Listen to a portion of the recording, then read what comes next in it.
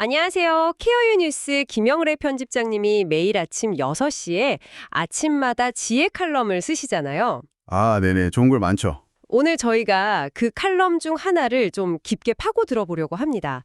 영국에서 시작된 식품 정책인데 이게 좀 재밌어요. 네, 저도 봤습니다. 상당히 흥미로운 접근이더라고요. 이게 슈퍼마켓이 파는 음식 때문에 벌금까지 낼 수 있다는 건데 이게 대체 무슨 얘기일까요? 네, 이게 단순히 건강하게 드세요 이런 캠페인을 넘어서는 거죠.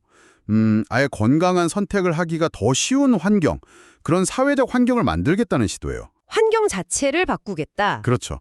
영국 정부가 왜 이런 어떻게 보면 좀 강력한 정책을 도입했고 또 뭘 기대하는지 이걸 좀 자세히 들여다볼 필요가 있겠습니다. 네. 그럼 핵심부터 좀 짚어볼까요? 영국 정부가 이제 대형 마트나 아니면 테이크아웃 식당들 있잖아요. 네네. 이런 곳들이 건강에 좋은 식품을 일정 비율 이상 팔아야 한다. 안 그러면 벌금을 매길 수 있다. 뭐 이런 거죠. 맞습니다. 목표는 아주 명확해요. 국민들 비만 문제가 심각하니까 이걸 해결하고 전반적인 건강 수준을 좀 끌어올리겠다. 소위 말하는 건강한 선택이 쉬운 사회. 이걸 만들겠다는 거네요. 네, 바로 그거죠.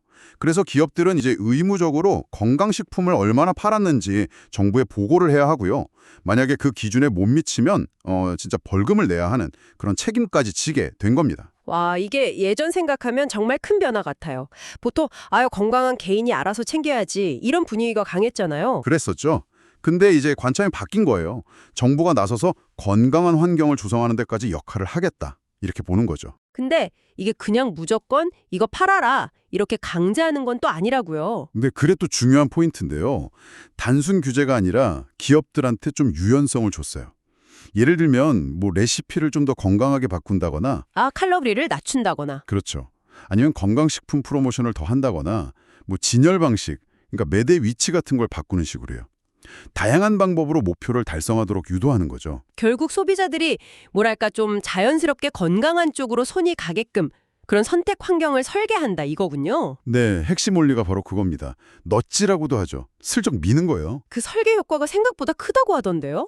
뭐 하루에 50칼로리. 이게 탄산음료 한 캔 정도라면서요. 네, 맞아요. 그것만 줄여도 어린이는 34만 명, 성인은 200만 명이나 비만을 예방할 수 있다. 와, 이게 통계로 보니까 확 와닿네요. 그렇죠.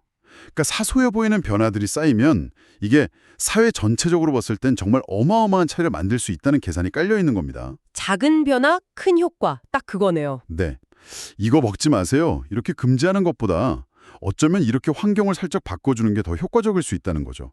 행동이라는 게 환경에 영향을 많이 받으니까요. 이게 또 단순히 개인 건강 문제를 넘어서 사회 전체의 어떤 비용 문제하고도 직결되는 것 같아요. 아, 당연하죠. 영국이 이 비만 문제 때문에 쓰는 의료비, 그 NHS 비용이라고 하죠. 이게 1년에 약 20조 원, 파운드로는 114억 파운드래요. 네, 엄청난 금액이죠. 근데 이게 구급차 전체의 예상의 3배라고 하니까 저는 그 규모가 잘 상상이 안 가더라고요. 그렇죠. 결국엔 병이 생긴 다음에 치료하는 데 돈을 쓰는 것보다 애초에 병이 덜 생기도록 예방하는 환경을 만드는 게 장기적으로 보면 훨씬 이득이라는 판단인 거죠. 예방이 치료보다 낫다. 뭐 이런 말이 딱 떠오르네요. 네, 그 오래된 지혜를 이제 실제 정책으로 구현하려는 시도라고 볼 수 있습니다. 또 어떻게 보면 의료 시스템의 지속 가능성을 지키려는 투자이기도 하고요. 그럼 이제 좀 우리 얘기로 넘어와 볼까요? 당신도 마트 가시면 아마 느끼실 텐데요.